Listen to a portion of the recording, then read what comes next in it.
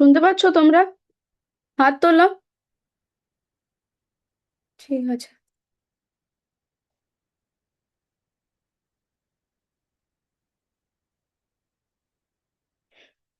ঠাকুরের প্রণাম মন্ত্র বলো। একসাথেই বলবে আমার সাথে, হ্যাঁ? বলো। স্থাপকায় চ ধর্মস্য সর্বধর্মস্বরূপিণে অবতার বরিষ্ঠায় রামকৃষ্ণায় তে নমঃ। ধর্মের সংস্থাপক সর্বধর্মস্বরূপ অবতার শ্রেষ্ঠ হে রামকৃষ্ণ, তোমাকে নমস্কার। সারদা দেবীর প্রণাম মন্ত্র।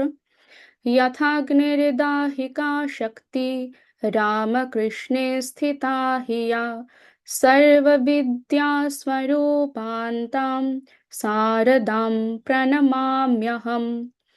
অগ্নির দাহিকা শক্তিরূপ শ্রী রামকৃষ্ণে যে শক্তি বিদ্যমান, সেই সকল বিদ্যাস্বরূপ সারদাকে আমি প্রণাম করি। এরপর স্বামীজির প্রণাম মন্ত্র বলো। नमः श्रीयतिराजाय विवेकानन्दसूरये सच्चित्सुखस्वरूपाय स्वामिने तापहारिणे। শ্রীমান সন্ন্যাসীরাজ সচ্চিদানন্দ স্বরূপ ত্রিতাপহারী সর্বজ্ঞ স্বামী বিবেকানন্দকে নমস্কার।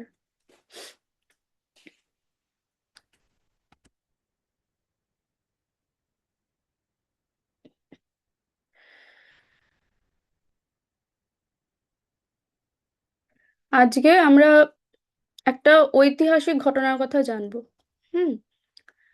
যেটা শুধুমাত্র স্বামীজির একটা বক্তৃতা ছিল না, সেই বক্তৃতার মাধ্যমে সমগ্র মানব জাতির কাছে সহিষ্ণুতা, উদারতা এবং পারস্পরিক মানে একে অপরের প্রতি শ্রদ্ধার একটা চিরন্তন আহ্বান ছিল। হুম। আমি তোমাদেরকে আগে একটা ক্লাসে বলেছিলাম না, 1893 সালের 11ই সেপ্টেম্বর যে আমেরিকার শিকাগো শহরে অনুষ্ঠিত parliament of the world's religions, ওখানে স্বামী বিবেকানন্দের সেই ঐতিহাসিক বক্তৃতা, যে sisters and brothers of America America, হ্যাঁ, এই সম্বন্ধে একটা ভিডিও দেখিয়েছিলাম। মনে আছে কি? তো সেই বক্তৃতার মাধ্যমে তিনি সমগ্র বিশ্বের হৃদয়ে জয় করে নিয়েছিলেন। হ্যাঁ, তো তার সাফল্য কিন্তু সেই বক্তৃতার মধ্যেই সীমাবদ্ধ ছিল না। পরবর্তীতেও তিনি কয়েকটা বক্তৃতার মাধ্যমে এমন সব গভীর সত্য অত্যন্ত সহজভাবে, সহজ ভাষায় প্রকাশ করেছিলেন, হ্যাঁ, যেটা আজও সমানভাবে প্রাসঙ্গিক।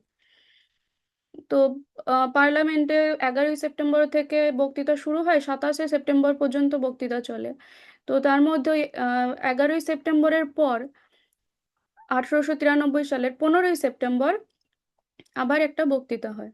হ্যাঁ, সেই বক্তৃতায় তিনি হোয়াই উই ডিসএগ্রি, অর্থাৎ আমরা কেন পরস্পরের সঙ্গে একমত হতে পারি না, এই মতের উপরে বক্তৃতা দিয়েছিলেন। হ্যাঁ, তো সেখানে তিনি কোনো কঠিন দর্শন বা জটিল কোনো তথ্যের আলোচনা করেননি। তিনি একটা খুব সাধারণ গল্প বলেছিলেন, কিন্তু সেই গল্পের মাধ্যমে লুকিয়ে ছিল মানব সমাজের অন্যতম আহ, বড় সমস্যার ব্যাখ্যা। ঠিক আছে। তো আমরা এখন একটা সেই ঐতিহাসিক বক্তৃতার একটা অংশ ভিডিওর মাধ্যমে দেখব। আচ্ছা, আমি তোমাদের ভিডিওটা একটু দেখাই।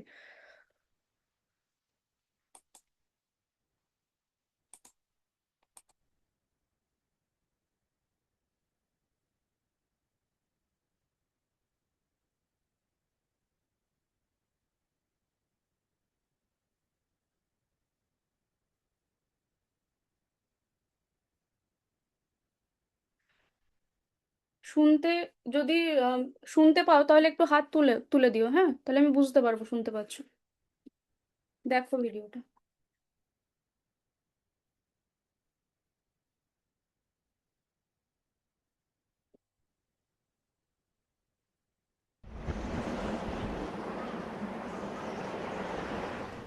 You have heard the eloquent speaker who has just finished saying, আচ্ছা, শুনতে পাচ্ছো তো? হাত তুললে যদি শুনতে পাও। বাঁশবেড়িয়া স্কুল শুনতে পাচ্ছো? ঠিক আছে, শোনো। Let us cease from abusing each other. And he was very sorry that there should be always so much variance.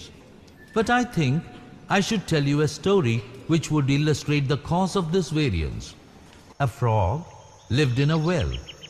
It had lived there for a long time. It was born there and brought up there, and yet was a little small frog. Every day it cleansed the water of all the worms and bacilli that lived in it, and thus became a little sleek and fat. Well, one day another frog that lived in the sea came and fell into the well. Where are you from? I am from the sea. The sea? How big is that? Is it as big as my well? My friend, how do you compare the sea with your little well? Is your sea so big? What nonsense you speak. Compare the sea with your well? Well then, nothing can be bigger than my well. There can be nothing bigger than this. This fellow is a liar. Turn him out. That has been the difficulty all the while. I am a Hindu. I am sitting in my own little well and thinking that the whole world is my little well. The Christian sits in his little well and thinks the whole world is his well. The Mohammedan sits in his little well and thinks that is the whole world. I have to thank you, people of America, for the great attempt you are making to break down the barriers of this little world of ours, and hope that in the future the Lord will help you to accomplish your purpose.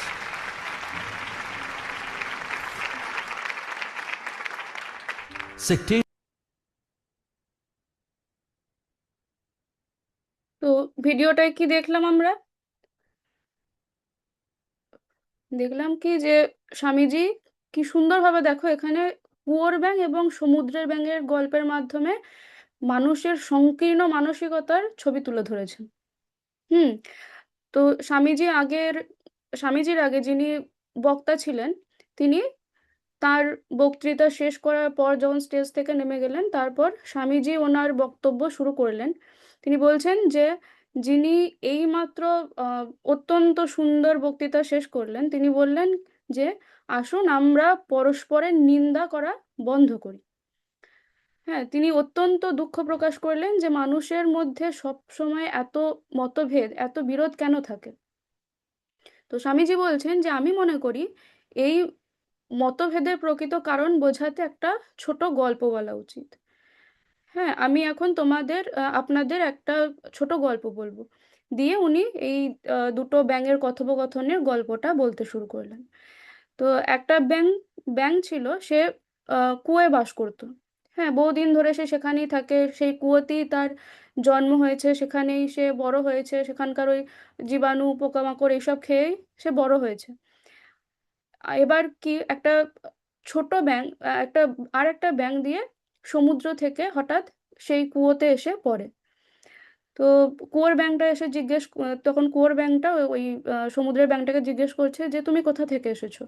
তো সমুদ্রের ব্যাঙটা উত্তর দিল কি যে আমি সমুদ্র থেকে এসেছি।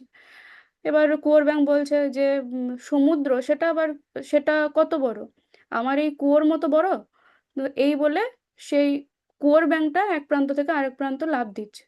দিয়ে তখন সমুদ্রের ব্যাঙটা বলল, বন্ধু তোমার এই ছোট কুয়োর সঙ্গে তুমি সমুদ্রের তুলনা কিভাবে করো, কিভাবে করা যায় সমুদ্রের তুলনা?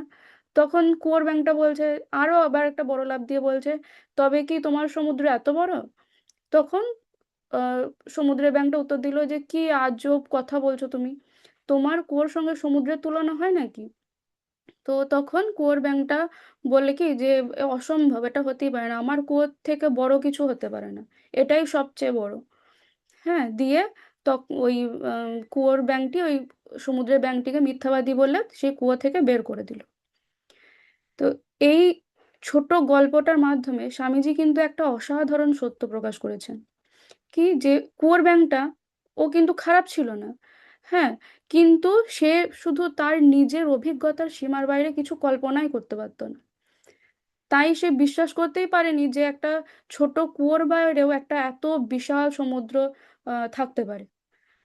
ঠিক আছে, তো আমাদের জীবনেও এমন অনেক সময় হয় যে আমরা নিজের মত, নিজের বিশ্বাস, নিজের অভ্যাস, হ্যাঁ, কিংবা নিজের পরিবেশকেই একমাত্র সত্য বলে মনে করি। অন্যের মতামতকে আমরা গ্রহণ করতেই চাই না। হ্যাঁ, তখন আমাদের মনও কি হয়, ওই কুয়োর ব্যাঙের মতো সংকীর্ণ হয়ে যায়। ঠিক আছে, এইরকম ঘটনায় যুগের পর যুগ আমাদের সমস্যার মূল কারণ হয়ে এসে দাঁড়িয়েছে। হ্যাঁ, তো স্বামীজি ওনার এই বক্তৃতায় বলছেন যে আমি একজন হিন্দু। হ্যাঁ, আমি আমার নিজের ছোট কুয়োর মধ্যে বসে ভাবছি আমার এই কুয়োটাই যেন সমগ্র পৃথিবী। খ্রিস্টানরা তাদের নিজেদের ছোট কুয়োর মধ্যে বসে মনে করেন তাদের কুয়োটাই সমগ্র পৃথিবী। হ্যাঁ, মুসলমানরাও তাদের নিজের ছোট কুয়োর মধ্যে বাস করে ভাবেন যে এটাই সমগ্র পৃথিবী। তো তারপরে তিনি আহ, কি বলে, স্বামীজি ওনার ওই আমেরিকার জনগণকে ধন্যবাদ জানিয়ে বলছেন যে আমেরিকার জনগণকে আমি আন্তরিক ধন্যবাদ জানাই, কারণ আপনারা আমাদের এই সংকীর্ণতার প্রাচীর ভেঙে দেওয়ার যে মহান উদ্যোগ গ্রহণ করেছেন তা সত্যিই প্রশংসনীয়। হ্যাঁ, আমি প্রার্থনা করি ভবিষ্যতেও ঈশ্বর আপনাদের এই মহৎ উদ্দেশ্য সফল করতে সহায়তা করুন। এই বলে তিনি স্টেজ থেকে নেমে এলেন। তো তিনি এখানে কোনো ধর্মকে কিন্তু ছোট করেননি। তিনি দেখিয়েছেন যে সংকীর্ণতা যখন মানুষের মনে স্থান নেয়, তখন সে যাই হোক, সে হিন্দু, মুসলিম, খ্রিস্টান বা অন্য যে কোনো সম্প্রদায়ের মানুষ হোক, সে নিজের সীমিত চিন্তাকেই চূড়ান্ত বলে মনে করে। হুম, তো এই একই ভাবনা তিনি তার প্রথম দিনের শিকাগো বক্তৃতাতেও অত্যন্ত কি বলে শক্তিশালী ভাষায় প্রকাশ করেছিলেন। আমি আগের দিনও তোমাদের দেখিয়েছিলাম সেই গত ক্লাসে সেটা আমরা পড়েছিলাম। তো তিনি সেখানে কি বলছেন দেখো। Arianism, bigotry, and its horrible descendant, fanaticism, have long possessed this beautiful earth. They have filled the earth কি বলছে যে সাম্প্রদায়িকতা, গোঁড়ামি, হ্যাঁ, এবং তাদের ভয়ঙ্কর সন্তান ধর্মান্ধতা দীর্ঘকাল ধরে একটা সুন্দর পৃথিবীকে গ্রাস করে রেখেছে। with violence, drenched it often and often with human blood, destroyed civilization, and sent whole nations to despair. বলছেন এরা পৃথিবীকে হিংসায় পরিপূর্ণ করেছে, বারবার মানুষের রক্তে তাকে রঞ্জিত করেছে, সভ্যতাকে ধ্বংস করেছে এবং সমগ্র জাতিকে হতাশা এবং দুর্দশার মধ্যে ঠেলে দিয়েছে।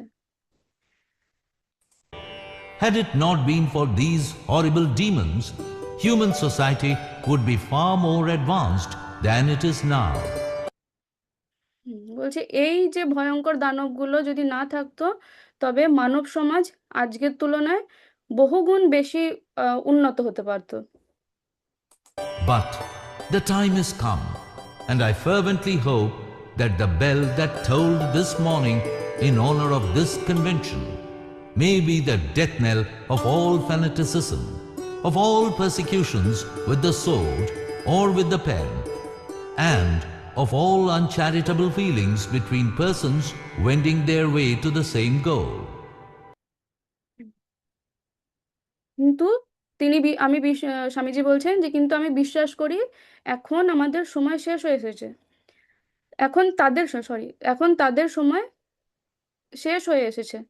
তাই আমি আন্তরিকভাবে প্রার্থনা করি আজ সকলে এই ধর্ম মহাসম্মেলনের উদ্বোধন উপলক্ষে যে ঘণ্টার ধ্বনি বেজে উঠেছে তা যেন সমস্ত ধর্মান্ধতার তরবারি কিংবা লেখনীর মাধ্যমে সংঘটিত সব ধরনের নিপীড়নের এবং একই লক্ষ্যপথে চলা মানুষের মধ্যে বিদ্যমান সব বিদ্বেষ এবং অসহিষ্ণুতার মৃত্যু ঘণ্টা হয়ে ওঠে। স্বামীজি বলছেন। তো এই কারণেই স্বামী বিবেকানন্দ কিন্তু আজও শুধু ভারতে নন, সমগ্র বিশ্বে একজন মহান চিন্তাবিদ হিসেবে স্মরণীয়। হুম, তো এইটা তাহলে আমরা ভিডিওটা দেখলাম। দাঁড়াও।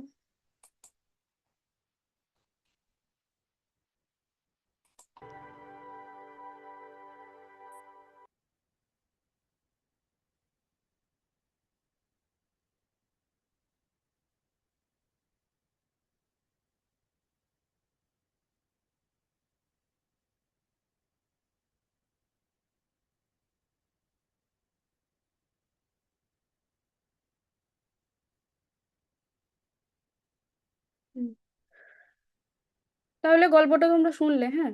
এবার এই যে আহ, ভাবনা চিন্তা, এটা এটা কিন্তু আমাদের ভারতীয় সংস্কৃতির একটা শিক্ষা। ঠিক আছে।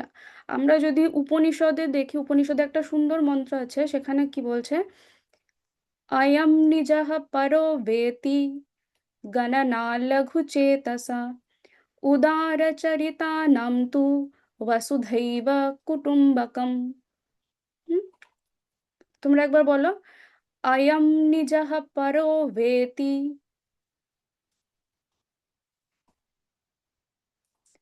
গণনা লঘু চেতসাম উদারচরিতানাম তু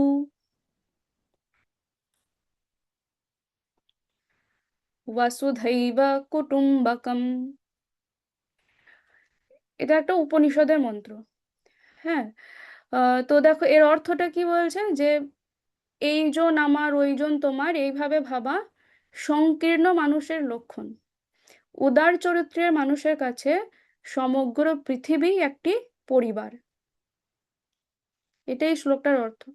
তো মন্ত্রটার, এই মন্ত্রের মূল শিক্ষা কি, যে মানুষে মানুষে কোনো ভেদাভেদ নেই। হ্যাঁ, জাতি, ধর্ম, বর্ণ, ভাষা, দেশ কিংবা সংস্কৃতি ভিন্ন হতে পারে, কিন্তু আমরা সকলেই একই পৃথিবীর সন্তান। তাই প্রত্যেক মানুষের প্রতি ভালোবাসা, সহানুভূতি, সম্মান এবং সহযোগিতার মনোভাব নিয়ে আচরণ করাই হচ্ছে কি প্রকৃত মানব ধর্ম। ঠিক আছে। এই আদর্শ আমাদের সংকীর্ণ স্বার্থপরতা ত্যাগ করে উদার চিত্ত হতে শেখায়। হ্যাঁ, অন্যের সুখে আনন্দিত হওয়া, হ্যাঁ, দুঃখে পাশে দাঁড়ানো এবং কি সমগ্র মানব জাতির কল্যাণে কাজ করা, এই এটাই হচ্ছে এই বাণীর প্রকৃত শিক্ষা, এই মন্ত্রটার প্রকৃত শিক্ষা।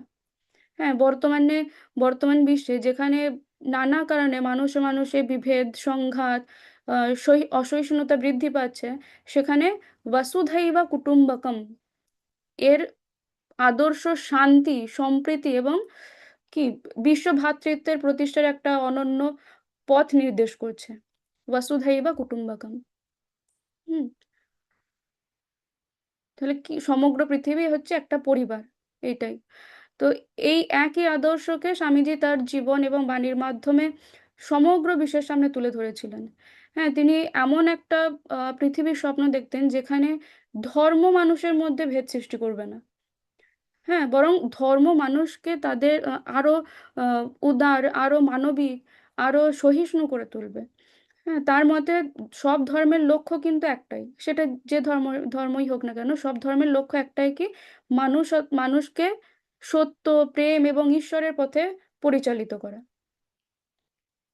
স্বামীজির একটা বিখ্যাত উক্তি আছে, expansion is life, contraction is death. অর্থাৎ বিস্তারই হচ্ছে জীবন এবং সংকীর্ণতাই হচ্ছে কি মৃত্যু। মানুষের আহ, চিন্তা, হৃদয় এবং দৃষ্টিভঙ্গি যদি প্রসারিত হবে, যেদিন হবে, ততদিন তার মানে যতদিন প্রসারিত না হবে ততদিন কিন্তু তার কোনো উন্নতি হবে না। ঠিক আছে। তার সংকীর্ণতা, গোঁড়ামি, তার কি বলে আত্মকেন্দ্রিকতা, এগুলো কি করে মানুষকে পিছিয়ে দেয়। এই কারণেই আমাদের কুয়োর ব্যাঙ হয়ে সীমাবদ্ধ চিন্তার মধ্যে আবদ্ধ না থেকে সমুদ্রের বিশালতা অর্জনের চেষ্টা করতে হবে। হ্যাঁ, আমাদের মনকে উদার করতে হবে, নতুন ভাবনা গ্রহণ করতে হবে।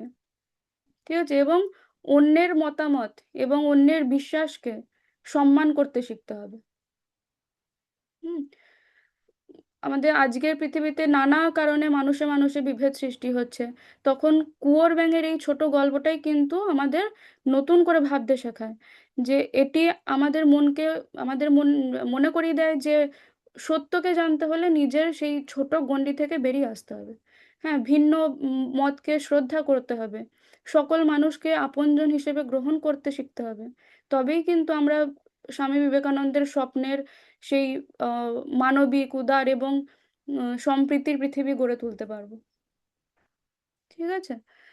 তো তোমরা একটু এই শ্লোকটা লিখে নাও এবং অর্থটাও লিখে নাও।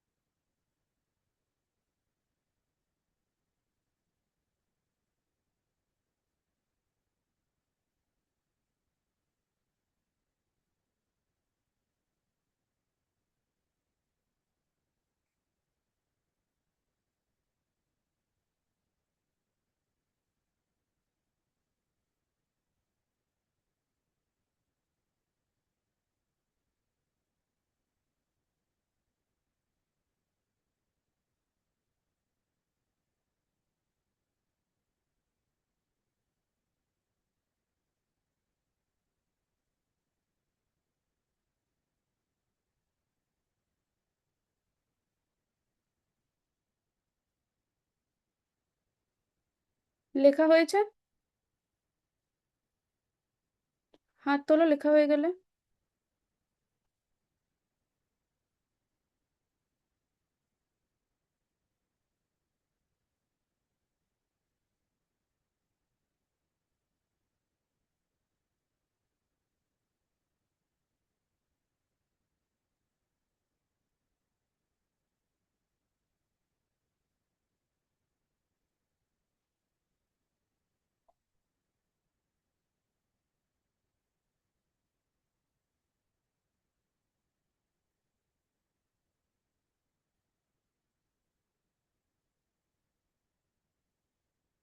এসআর কেএসবিএম গার্লস লেখা হয়েছে তোমাদের?